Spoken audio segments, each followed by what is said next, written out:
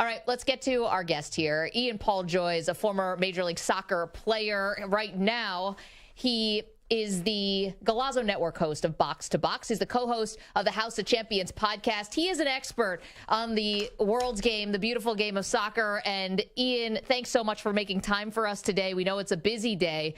We appreciate you coming on the show. Thank you, first and foremost, for having me. It is an absolute honor to be a part of the show, and I think we got a few things to talk about today. I would say so. Listen, if it's bleeding over to casuals like me and Perloff, then it's big news, and that's Lionel Messi, who's going to be playing now with Inter Miami coming to MLS. Just your thoughts when you heard the news. Well, obviously, there has been rumors for a long time now that Lionel Messi might move to Major League Soccer. I think I've been hearing this for about 12 months, but you never actually quite believe it until you see respected journalists talk about the news that Lionel Messi is actually coming to Major League Soccer. And it was Guillaume Balaguer this morning at 9 a.m. this morning, and it set off a whole lot of notifications on the phone. It set off an opportunity to do a 2-hour box-to-box show on the Golazo network and basically covering Lionel Messi news, dropping left, right, and center. We were waiting for the official statement from Messi, which dropped at about 2:55 p.m. Eastern. He was speaking and sharing the news that he had made his decision, contract not signed, but he had made his decision to go and play for Inter Miami, which caught me by big surprise. So many players recently have been taking the Saudi Arabian money and going over to play in the Saudi League. And we're talking potentially $1 billion offer or more for Lionel Messi to go play there, which he turned down to go to Major League Soccer. So to tell you that I am shocked about this news would probably be an understatement. Did you say billion with a B, Ian? I mean, how do you turn that down?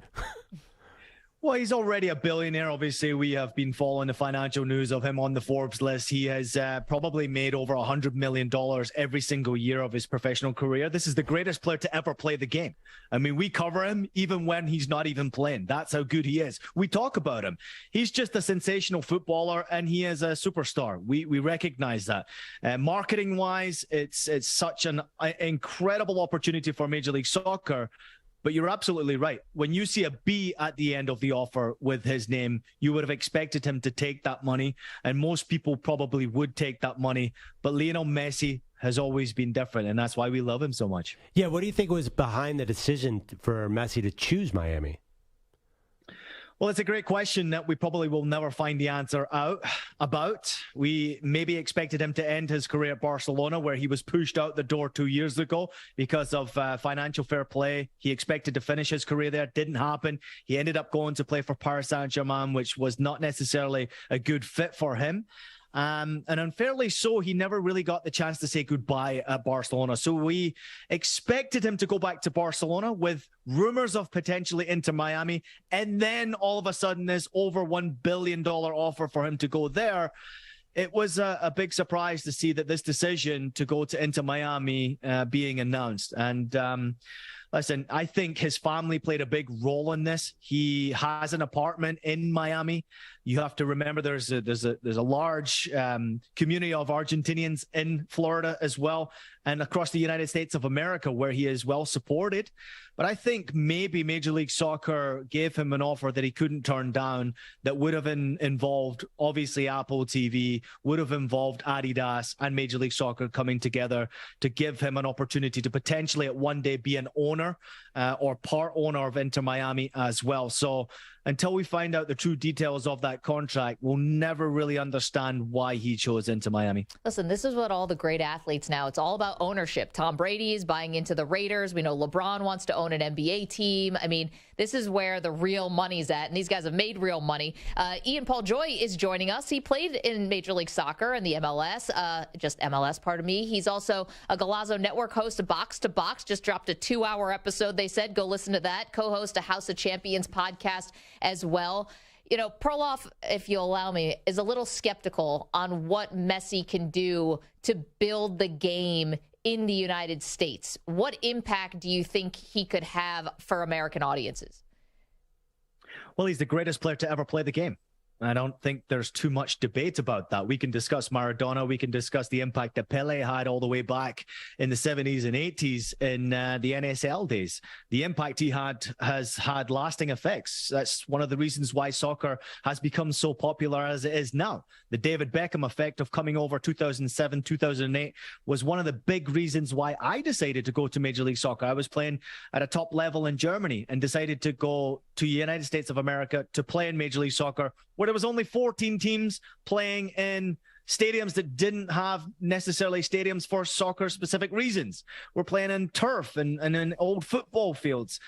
Now it's a different ball game. Here in the United States of America in Major League Soccer, there's 30 teams now, with San Diego being announced as that 30th franchise. There's soccer-specific stadiums left, right, and center, and the game is continuously growing. So I'm really excited, obviously, to see this news, and I hope you hear that in my voice, because I think of the next generation, the young boys and girls who have been following the sport and spending lots of money, and credit to their parents for doing so by playing youth soccer and watching the television early mornings on Saturday and Sunday. Of course, at CBS Sports now, we have a lot of great rights where you can watch the Italian game, the Scottish game, of course, and then the Champions League during the week. Those young boys and girls now have a dream to be able to see their superstars that they have been watching across networks for generations now playing here in Major League Soccer on their doorstep. You can go watch them in person. I think this is inspirational for the next generation. And if anything, I would go as far as to say that it is going to inspire young boys and girls out there to go get a ball and play soccer. And that's what we want in our beautiful game. We want more people to love the game. Ian, it's funny, Maggie, I maybe misquoted me a little bit there. Sorry. Well, no, not exactly. I remember when David, no, she did not at all. When Beckham came. I didn't tell him the part where you said he's 35, he's washed up. No, I never said that. But I did say Beckham came and exploded the league.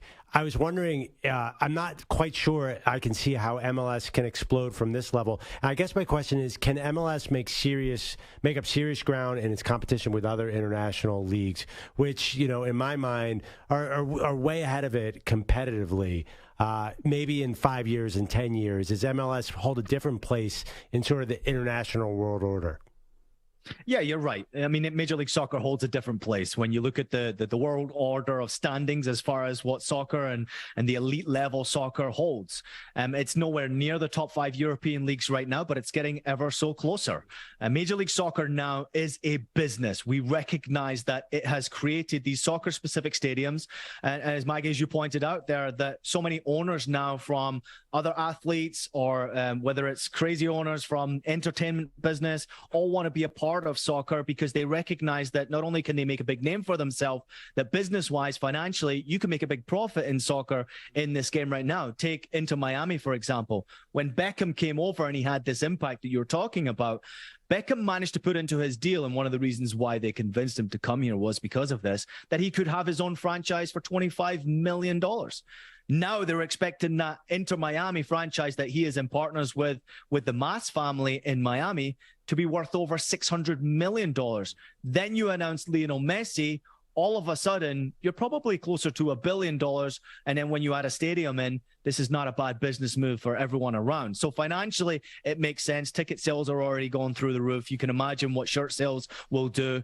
But as far as what we're talking about right now, taking the game to the next level, it can't hurt, can it? Lionel Messi coming over to play in Major League Soccer, players playing and competing against the greatest player to have ever played our game, players who are playing in his team, learning from him day in, day out, people on the outside watching Lionel Messi, us in the sports media who cover the beautiful game, getting to learn from his doorstep, watching what he does on and off the field so closely. It can only help our game. I don't think it can hurt it. I'm in. Count me in. All right, now my next question is, can you help me get tickets? Can you help me get tickets?